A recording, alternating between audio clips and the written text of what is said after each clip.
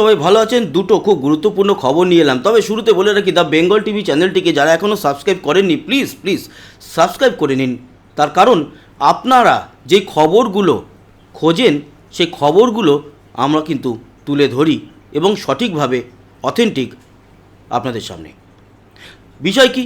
বিষয় হচ্ছে যে দুটো খবর এই মুহূর্তে আলোচনার একেবারে হট কেক হিসাবে মার্কেটে রয়েছে।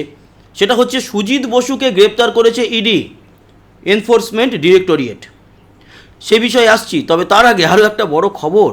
দিনটা ভালো যাচ্ছে না, সময়টাও ভালো যাচ্ছে না। ওই যে চিরদিন সমান কাহারও নাহি যায়, অভিষেক বন্দ্যোপাধ্যায় এর আগে বাড়ির সামনে থেকে তার যে সিকিউরিটি ব্যবস্থা ছিল লালবাজারের তরফ থেকে তুলে নিয়ে গেছে।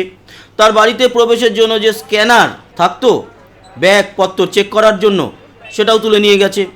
এবার তার জেড প্লাস নিরাপত্তা সরিয়ে নিল এবং অভিষেক বন্দ্যোপাধ্যায় এতদিন যে যাতায়াত করতো সামনে পাইলট কার, না, দেওয়া যাবে না। জনগণের টাকায় আর দেওয়া যাবে না বাবু, অনেক লুটেছো, বন্ধ, এবার বন্ধ, কোনো পাইলট কার থাকবে না। জেড প্লাস মায়ের ভোগে একজন সাধারণ সাংসদ যে গানম্যান পায়, দু একজন পুলিশ থাকে সিকিউরিটি হিসাবে, সেম থাকবে।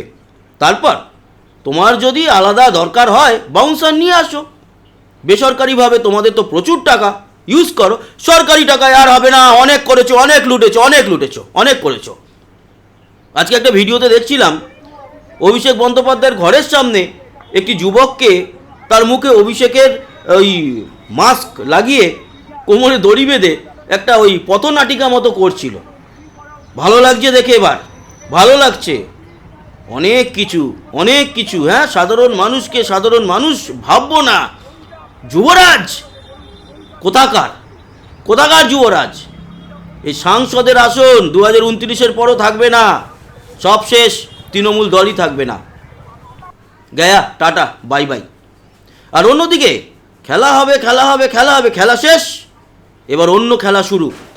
সুজিত বসু গ্রেপ্তার।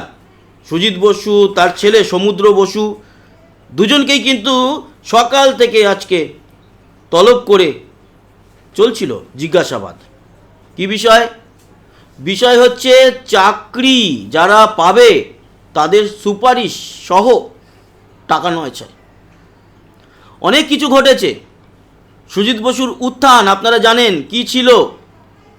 একজন ওই ফুটপাথে খাবার বিক্রেতা, সেখান থেকে আজ কোটি টাকার সম্পত্তির মালিক। কোথা থেকে আসে? একজন কাউন্সিলরের মাইনে কত, একজন এমএলএর মাইনে কত, একজন মন্ত্রীর মাইনে কত, কোথা থেকে আসে? কোথা থেকে মানুষ করে এইসব? আজ গ্রেপ্তার। এরপর আরও কিন্তু খেলা চলবে। খেলা এখানেই শেষ নয়, খেলা শুরু হলো, নতুন খেলা শুরু হলো। আগে যা খেলা হয়ে গেছে, খেলা শেষ, সেই খেলা ভণ্ডুল। নতুন করে খেলা শুরু হয়েছে। এবার খেলবে এই নতুন গভর্নমেন্ট। খেলা শুরু করে দিয়েছে। সুজিত বসু নামে প্রথম উইকেটটা কিন্তু পড়ে গেল। আশা করি ইনফরমেশান আপনাদের ভালো লাগলো। সঙ্গে থাকবেন আমাদের সাবস্ক্রাইব করে, সমস্ত অথেন্টিক খবর পৌঁছে দেব। আর এর আগেই একটা খবর আপনাদেরকে জানিয়েছি, সেটা হচ্ছে 1 জুন থেকে অন্নপূর্ণা ভাণ্ডার শুরু হয়ে যাচ্ছে। মহিলারা 3000 টাকা করে পাবেন।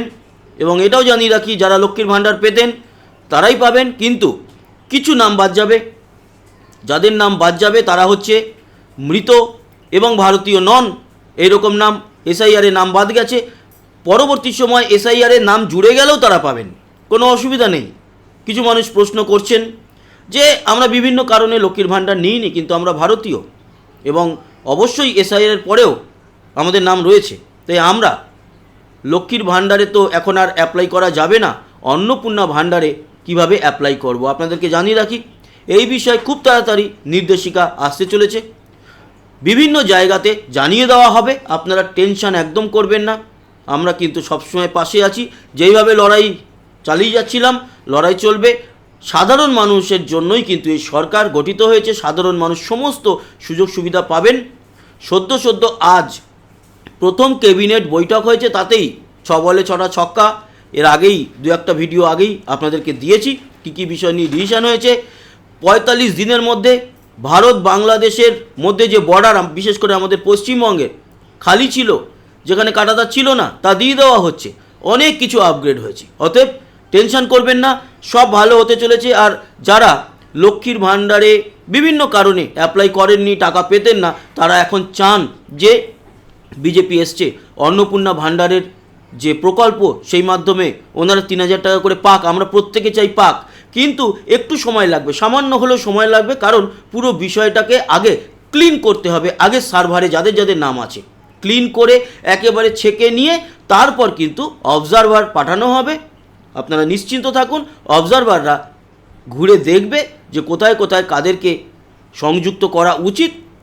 আপনারা আশা করি হয়তো জুলাই আগস্টের মধ্যে এই সংযুক্তিকরণের কাজ দেখতে পারবেন, এবং আপনারা যারা এর আগে লক্ষ্মীর ভাণ্ডারের নাম লেখাননি, এখন অনেক ইচ্ছা অন্নপূর্ণা ভাণ্ডারের মাধ্যমে আপনারা 3,000 টাকা করে পান, তারাও কিন্তু পাবেন, কোনো টেনশন নেই। আর হ্যাঁ, তখনই বলেছিলাম যে 1 জুন থেকে সরকারি বাসে আপনারা উঠলে মহিলাদের জন্য আর কোনো ভাড়া লাগবে না।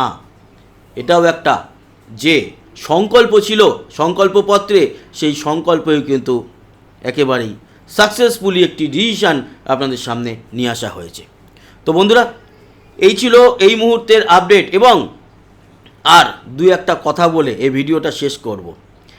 সেটা হচ্ছে, শুভেন্দু অধিকারী আশা করি আমাদের মনের মতো করেই কাজটা করবেন, মানে জনগণের। আমরা তো জনগণের কথা বলি, জনগণের কথা বলতে গিয়ে আমরা দেখেছি যে বিজেপিকে সাপোর্ট করা উচিত, বিজেপি এলে আমাদের মতো করে হয়তো চলবে।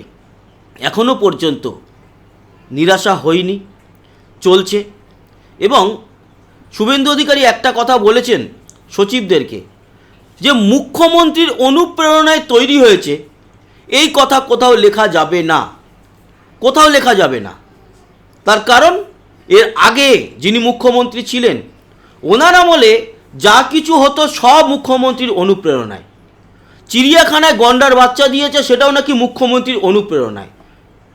বাঘে বাচ্চা দিলেও অনুপ্রেরণায়, হাতি বাচ্চা দিলেও মুখ্যমন্ত্রীর অনুপ্রেরণায়।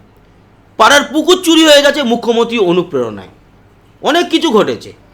কোথাও একটা শান বাঁধানো ঘাট তৈরি হয়েছে, পাড়ার যুব তৃণমূলরা মুখ্যমন্ত্রী অনুপ্রেরণা লিখে দিয়ে চলে গেছে সেখানে। সেই জিনিস আর হবে না, ঘটবে না। কোনো মানে এই ধরনের অনুপ্রেরণায় তৈরির ব্যাপার কিছু থাকবেই না। মানুষের জন্য যেটা দরকার সেটা মানুষের অনুপ্রেরণাতেই হবে, মানুষের জন্যই হবে, মানুষের দরকারে হবে, মানুষের প্রয়োজনে হবে।